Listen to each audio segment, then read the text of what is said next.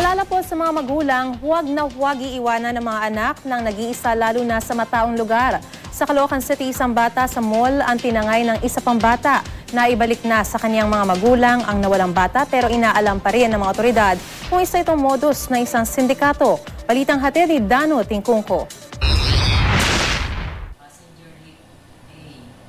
Kitang-kita pa ang pagpupumiglas ng 2 taong gulang na batang lalaking ito habang karga ng isa ring bata sa kuhang ito ng CCTV ng isang mall sa Caloocan alas 4 ng hapon noong Oktubre 19. Pero sa isa pang kuha, tila kalmado na siya at hawak kamay na ng kasamang bata palabas ng mall.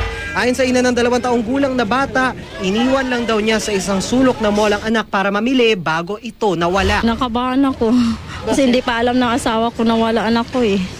Pero yan po. Saan ka kinakabahan? Doon sa hinakabahan ako, umiiyak ko, hindi ko alam kung anong gagawin ko eh. Kung makikita ko pa ba anak ko, hindi. Kinabukasan, natagpuan ng bata ng mga tauhan ng Barangay 109 sa isang simbahan.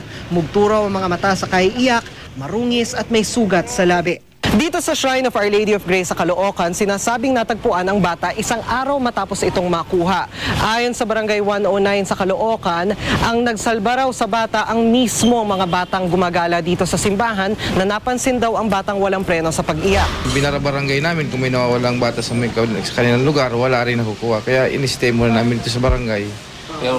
Nakipag-ugnayan kami sa DSWD para ito ay pansamantalang makustodi namin.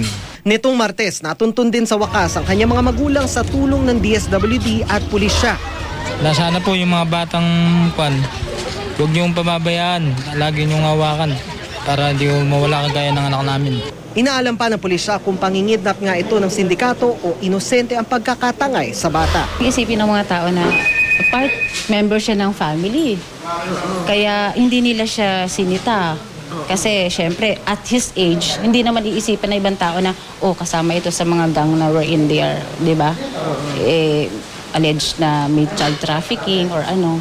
So pagka matanda siguro, tapos nag-hysterical ang bata, siguro meron mga suspicious acts na. Dano Tingkungko, GMA News.